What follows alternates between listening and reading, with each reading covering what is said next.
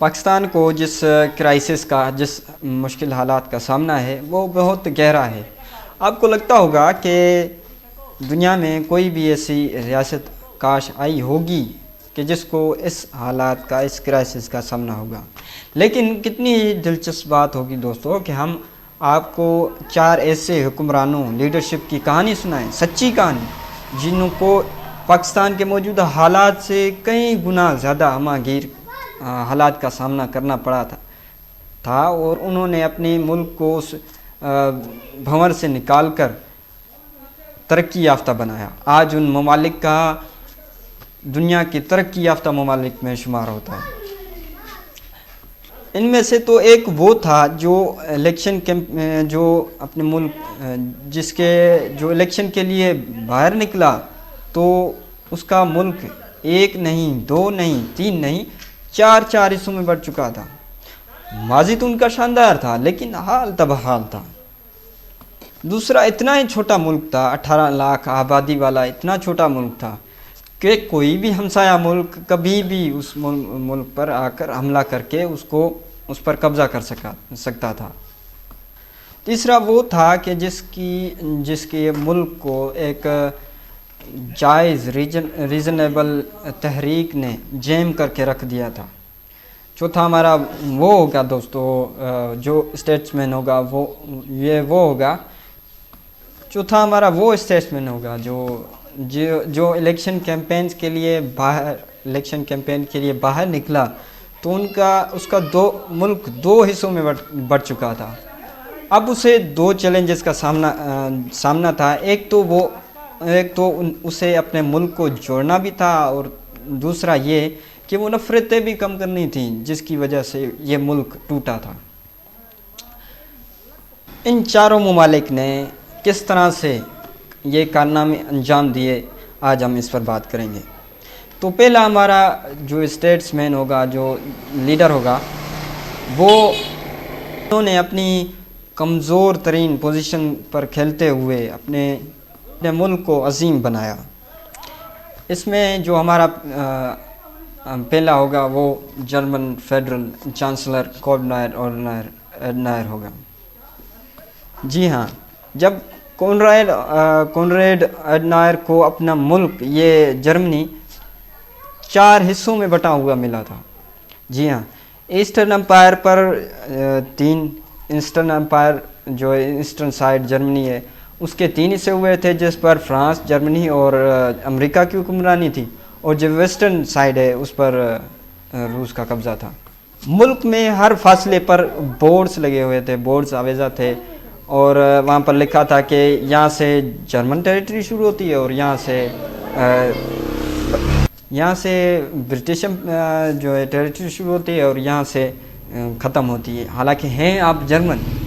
تو یہ وہ ذلت تھی جس کو جرمن کو سامنا تھا۔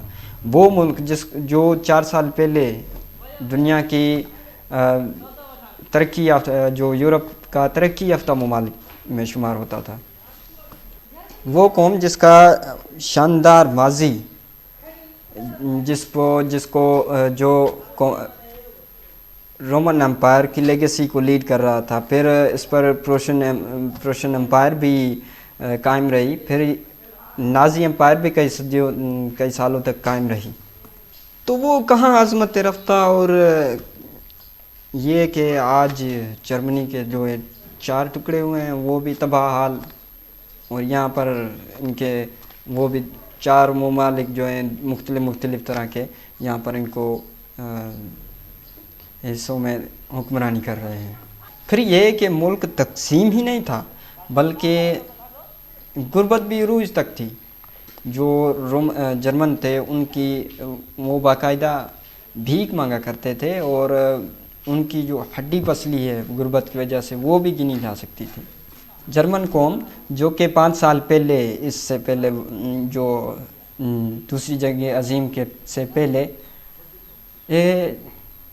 یورپ کا خوشحال ترین ممالک میں شامل ہوتا تھا۔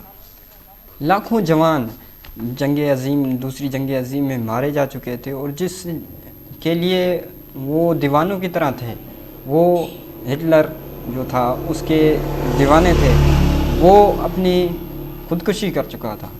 ہزاروں جرمن سولجرز جنگی قیدی ہو چکے تھے، اور وہ کئی ممالک میں ان پر جو ہے جنگی جرائم چل رہے تھے۔ وہ قوم کا جو مورال ہے وہ زمین پر تھا، کسی کو امید نہیں تھی کہ وہ ان اتھاہ گہرائیوں سے کس طرح اس قوم کو نکالیں گے۔ لیکن 75 سالہ جرمن کونراڈ اڈینائر نے اپنی ان تھکے ہوئے مارے ہوئے لوگوں کو عظمت رفتہ کی کہانیاں سنا کر سستی افیون بیچنے کے بجائے اس کے الٹ ایک پلان تیار کیا۔ انہوں نے عاجزی کے ساتھ حقیقت کو مانتے ہوئے آگے بڑھنے کے لیے ایک حل بتایا۔ ہم نے اس سے لوگوں کے ساتھ تعاون کرنا ہے، اور اسی کے ساتھ کرنا ہے جن سے ہم نے ابھی شکست کھائی ہے۔ اور وہ اپنی قوم کو کہتے تھے کہ ہم نے اب بدلے کا پروگرام نہیں بنانا، کیونکہ ہم اس کا نتیجہ دیکھ چکے ہیں اور ناکامی کا منہ دیکھ چکے ہیں۔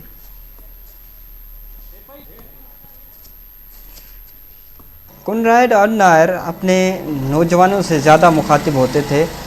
ان سے پوچھتے تھے کہ بتاؤ بچوں، کیا کہ ہم اتنے ہی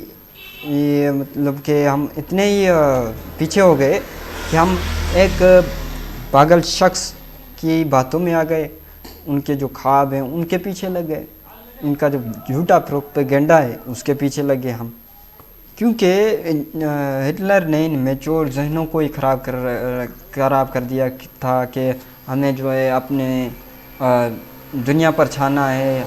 ہماری جو ہے وہ جس طرح سے آپ کو پتہ ہے کہ نازی جرمنی کا جو انہوں نے کہا کہ ہم جو ہے سپیریئر ہیں، تو انہوں نے زیادہ تر جو نوجوان ذہنوں کو ہی خراب کر رکھ دیا تھا۔ تو وہ کونراڈ اڈینائر جو ہے نوجوانوں سے زیادہ مخاطب ہوتے تھے۔ اس کے ساتھ ساتھ کونراڈ اڈینائر جو ہیں وہ یہ جو ساری تباہ کاریاں ہیں جرمنی کی، ڈیزاسٹر، ہٹلر کے جھوٹے پروپیگنڈا، وہ خود دیکھ بھی چکے تھے، کیونکہ جب ہٹلر اپنی جھوٹی کہانیوں سے، اپنی پروپیگنڈے سے میچور ذہنوں کو خراب کر رہا تھا، تو وہ جرمن شہر پولون کے جو ہیں وہ میئر ہوا کرتے تھے۔ تو اڈینائر اس وقت بھی ہٹلر کے خلاف بولا کرتے تھے، اور آپ جانتے ہیں کہ جو ہٹلر ہیں وہ اپنے خلاف بولنے والوں کو فورس کے حوالے کر دیتے تھے۔ پھر وہ یوتھ فورس جو ہے اس شخص کو ملک کا غدار قرار دیتی تھی۔ ہٹلر اقتدار میں آئے تو وہ اپنی خلاف بولنے والوں کو ان یوتھ فورسز کے حوالے کر دیا کرتے تھے۔ ان میں کونراڈ اڈینائر بھی شامل تھے۔ ان کو 2 بار گرفتار کر لیا گیا۔ پہلی بار تو پہلی بار جب گرفتار کیا گیا تو اسے تفتیش کے دوران چھوڑ دیا گیا، لیکن دوسری بار گرفتار کرتے ہوئے ان کا بچنا ناممکن تھا۔ لیکن ان کے کوئی پرانے تعلق جو ہے پولون شہر کے رہنے والے اس نے کو اپنے پرانے تعلق کے بنیاد پر چھوڑ دیا، لیکن بیمار اور بوڑھا قرار دے کر اسے ہسپتال بھیج دیا گیا۔ لیکن یہ کونراڈ اڈینائر تب بھی اس اسٹاکو فورس کے لسٹ پر بہرحال رہے۔ اگر 1945 میں برلن 4 دن مزید پہلے فتح نہ ہوتا تو اڈینائر مارے جا چکے ہوتے، اور ہٹلر نے اگر خودکشی نہ کی ہوتی تو یہ اڈینائر مارے جا چکے ہوتے۔ تو اب یہ بچ چکے تھے، اور جو ویسٹ جرمنی ہے وہ اس کے امریکہ، برطانیہ اور فرانس کے کنٹرول میں رہا۔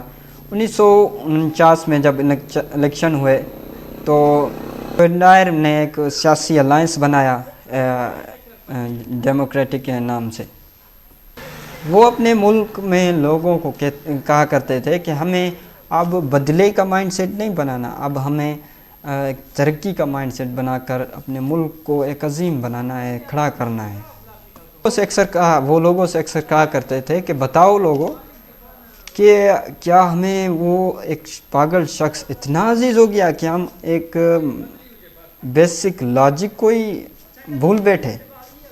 دراصل ایڈنائر اپنی پوری قوم کو جرمنی قوم کو اس حالت کا ذمہ دار قرار نہیں دیتے تھے، بلکہ یہ ضرور سمجھتے تھے کہ جرمنس نے خاموش رہ کر بارہا ایک بڑی غلطی کی ہے.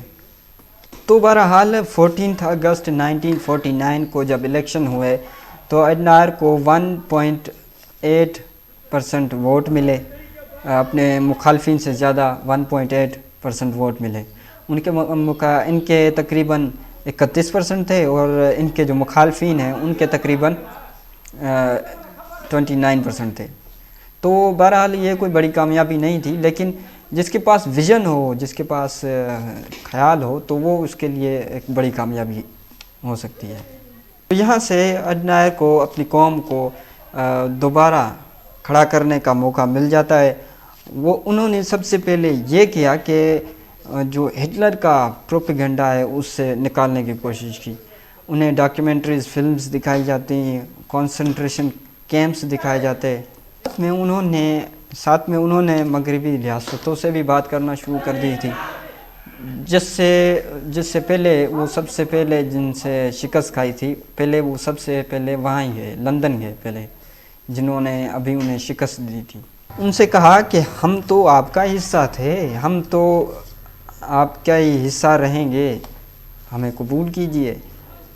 ان دنوں امریکہ نے ایک ڈیفینس الائنس بنایا تھا، یہ نیٹو کے نام سے، جس کی وجہ یہ تھی کہ روس سے خود کو بچانا ہے، ہمیں روس کے جو ملٹری الائنس ہے اس سے بچانا ہے.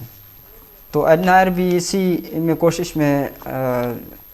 کوشش کرتے رہے کہ کسی طرح انہیں بھی اس نیٹو کا رکن بنا دیا جائے، لیکن وہ مسلسل ناکامی کا سامنا دیکھ رہے تھے، کیونکہ جرمنی کے پاس after to the world war 2 انہیں جو ہے ملٹری فوج رکھنا منع تھی، تو اس لیے وہ ان کو کافی مشکلیں پیش آ رہی تھیں.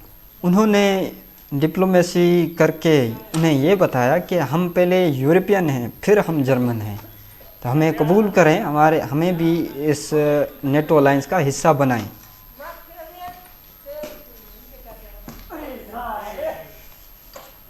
ایسٹرن پارٹ ہے جو جرمنی کا ایسٹرن پارٹ، جو کہ ابھی بھی روس کے حوالے تھا، روس پر اس کا قبضہ تھا، لیکن جس پر 3 جو قومیں وہ ملک حکومت کرتے تھے جرمنی پر، ویسٹرن جرمنی ہے، اس پر جرمنی کا جو خود مختاری تھی، وہاں پر وہ اپنے فیصلے کر سکتے تھے. تو بہرحال 2 سال بعد امریکہ سے کامیاب ڈپلومیسی کرتے ہوئے جرمنی کو نیٹو کا رکن بنا دیا گیا، جس سے انہوں نے اپنی فوج رکھنا شروع کر دی اور اپنی جو ملٹری ہے اور انڈسٹری ہے ان دونوں کو مضبوط کرنا شروع کر دیا، کھڑا کرنا شروع کر دیا. تو اب جرمنی کے پاس اپنے اختیارات جو انڈسٹری ہے، اپنے اختیارات آ گئے، اور انڈسٹری جو انڈسٹری ہے وہ بحال ہونا شروع ہو گئی.